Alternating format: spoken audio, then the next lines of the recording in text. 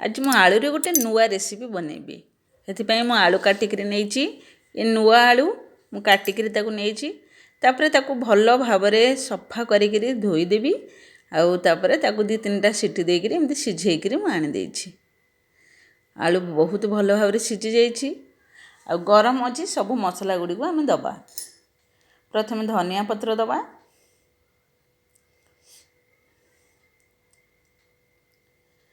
तापरे दबा लूण, तापरे लंका गुंड, कला जीरा,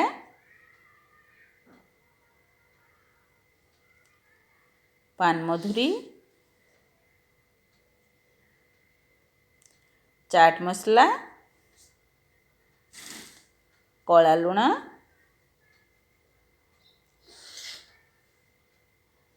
तापरे जुआणी, तापरे टिके हिंगु पकेइबा अल्प टिके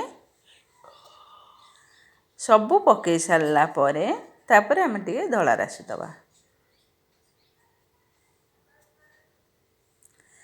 सबु मसला गुडी को हम दे देले तापरे ताकू हाथ रे एमती भलो भाबरे चकटी दबा। एमती बहुत भलो भाबरे चकटिबा, जेते भलो भाबरे चकटिबा सेते बढ़िया हबो हमरो। देखंतु पूरा नरम करे हम चकटी दबा। एमती आलू गुडी को बहुत भलो भाबरे मिसई सारिबा। देखंतु केते सुंदर भाबरे हे जायची। एबे आमे आनेबा एबे हमर पूरा रेडी हे गला सेति पय हम ओमफेडर गोटे पैकेट नेची ताको चिरी देची ता मुंडा आउ साइड रे टिके बड़ कणा करची। आपण माने चाहिले मते छोटो कणा करिकि शेप छोट छोट सरू रो शेप देई परिबे, किंतु मो मोटा वाला करिवि। आलू गुडी को भरिबा ता सहित ता भितर आमे भरि दबा।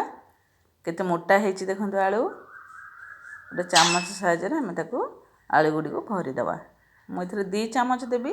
एमती भरि सारला परे ताको एमती टाइट करिकि धरिबा। आ देखंतु मु मोटा शेप देबी बोली बड़ कणाटे करिछि।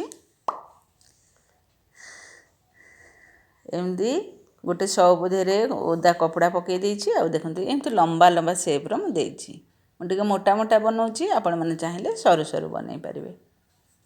एमती खरा रे ताकू धीरे धीरे एमती कुरकुरी शेप रे हमें बनैबा।